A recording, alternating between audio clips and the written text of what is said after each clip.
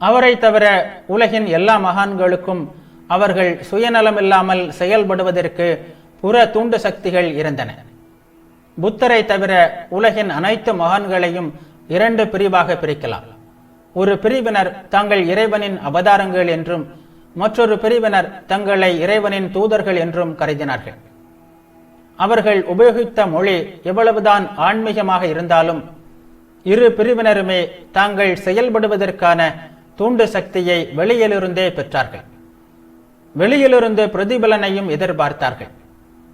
ஆனால் கடவுளை பற்றிய பல்வேறான உங்கள் கொள்கைகளை பற்றி எனக்கு கவலை இல்லை. ஆன்மாவை பற்றிய நுட்பமான கோட்பாடுகளை எல்லாம் விவாதித்துக் கொண்டிருப்பதில் என்ன பயன்? நன்மை செய், நல்லவனாக இரு, அது உனக்கு சுதந்திரத்தை தரும். சத்தியம் என்பது எதுவாக இருந்தாலும் அந்த சத்தியத்திடம் உன்னை அழைத்து செல்லும் என்று கூறிய ஒரே மகான் புத்தர்தான். முற்றிலும் எந்தவித சுயநல நோக்கமும் இல்லாமல் வாழ்ந்தவர் புத்தர். அவரை விட அதிகமாக செயல் புரிந்தவர்தான் யார்? எல்லோரையும் விட இவ்வளவு உயரத்தில் திளைத்த ஒருவரை உலக வரலாற்றில் எனக்கு காட்டுங்கள். இத்தகைய ஆழ்ந்த தத்துவ ஞானமும் இவ்வளவு பரந்த இதயமும் கொண்ட ஒரே ஒருவரை மட்டுமே மனித குலம் இதுவரை தோற்றுவித்துள்ளது. இந்த மகத்தான தத்துவ ஞானி மிக உயர்ந்த தத்துவத்தை உபதேசித்தார். அதே வேளையில் மிக சாதாரணமான விலங்குகளிடமும் ஆழ்ந்த இரக்கம் உடையவராக இருந்தார். அவர் தனக்காக எந்த தனி உரிமையையும் கோரவில்லை. அவர்தான் முழுக்க முழுக்க எந்தவிதமான தூண்டுதல்களும் இல்லாமல் செயல்பட்ட லட்சிய கர்மயோகி.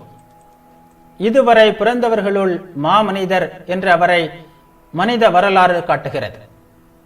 ஒப்பு ஓமை இல்லாத அளவிற்கு கனிவும் அறிவும் அவரிடம் சங்கமித்திருந்தது. இத்தகைய சங்கமத்தை இதுவரை பூமி கண்டதில்லை.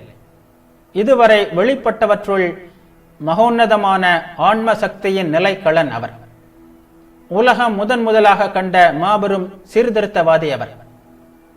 சாஸ்திரங்கள் கூறுகின்றன என்பதற்காக ஒன்றை நம்பாதீர்கள். உங்கள் தேசிய பாரம்பரியம் என்பதற்காக நம்பாதீர்கள். சிறு வயதிலிருந்தே உங்களுக்கு உபதேசிக்கப்பட்டது என்பதற்காக நம்பாதீர்கள். உங்கள் அறிவால் ஆராய்ந்து பாருங்கள். பகுத்து உணர்ந்து கொண்ட பிறகு அது எல்லோருக்கும் நன்மை தரும் என்று கண்டால் அதனை நம்புங்கள். வாழ்வில் அதை செயல்படுத்துங்கள்.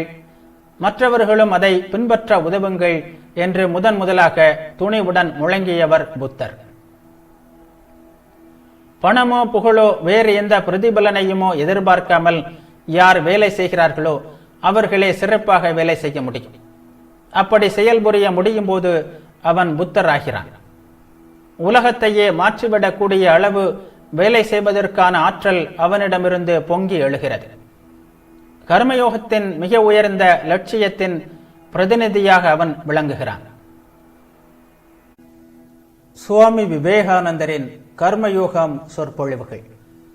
இந்த சொற்பொழிவின் தலைப்பு அவரவர் நிலையில் அவரவர் பெரியவரே. பிரகிருதி அல்லது இயற்கை 3 சக்திகளால் ஆக்கப்பட்டிருப்பதாக சாங்கிய தத்துவம் கூறுகிறது. இவை சமஸ்கிருதத்தில் சத்துவம், ரஜஸ், தமஸ் என்று அழைக்கப்படுகின்றன. தூல உலகில் இவை முறையே சமநிலை, செயல்நிலை, மந்தநிலை என்ற நிலைகளில் வெளிப்படுவதாக நாம் கொள்ளலாம். இருள் அல்லது செயலற்றிருப்பது தமசின் அடையாளம். ஈர்ப்பு மற்றும் விலக்கு சக்திகளாக வெளிப்பட்டு செயல்புரிவது ரஜஸ். இந்த இரண்டின் சமநிலையே சத்துவம். ஒவ்வொரு மனிதனிடமும் இந்த 3 சக்திகளும் உள்ளன. சில வேளைகளில் தமஸ் தலை தூக்கி நிற்கும். அப்போது நாம் சோம்பேறிகளாக இருப்போம். நம்மால் எந்த வேலையும் செய்ய முடியாது. ஏதோ சில கருத்துக்களை பிடித்துக்கொண்டோ வெறும் சோம்பேறித்தனம் காரணமாகவோ கட்டுண்டிருப்போம். மற்ற நேரங்களில் செயல்நிலை ஓங்குகிறது. சில வேளைகளில் இரண்டையும் சமன்படுத்துகின்ற அமைதி நிலவுகிறது. வெவ்வேறு மனிதர்களில் பொதுவாக இந்த 3 சக்திகளுள் ஏதாவது ஒன்று மேலிட்டு நிற்கும். ஒருவன் செயலற்று மந்தமாக சோம்பேறியாக இருக்கிறான். இன்னொருவனிடம் செயல், ஆற்றல், சக்தி வெளிப்பாடு இவை மிகுந்திருக்கிறது. இன்னும் சிலரோ செயலின்மை என்ற இரண்டுமே சமன்படுவதால் விளைகின்ற இனிமையும் அமைதியும் மென்மையும் நிறைந்தவர்களாக காணப்படுவார்கள்.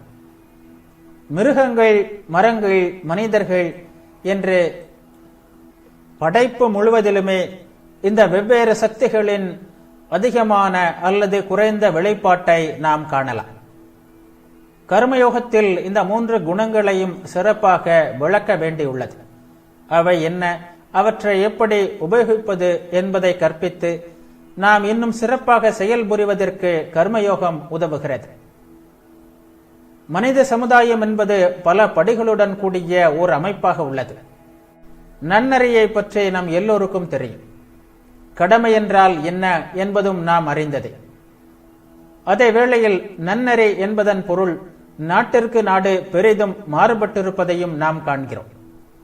ஒரு நாட்டில் நன்னறியாக போற்றப்படுவது இன்னொரு நாட்டில் மிகவும் இழிந்த செயலாக தூற்றப்படுகிறது. உதாரணமாக, சில நாடுகளில் சகோதரர்களின் பிள்ளைகள் தங்களுக்குள் திருமணம் செய்து கொள்வார்கள்.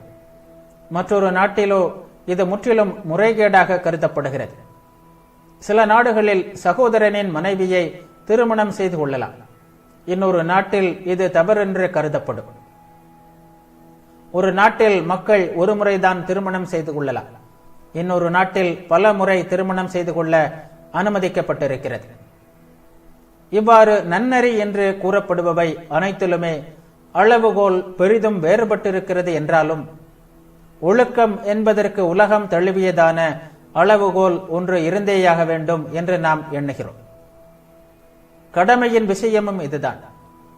அது பற்றிய கருத்தும் நாட்டிற்கு நாடு வெகுவாக வேறுபடுகிறது.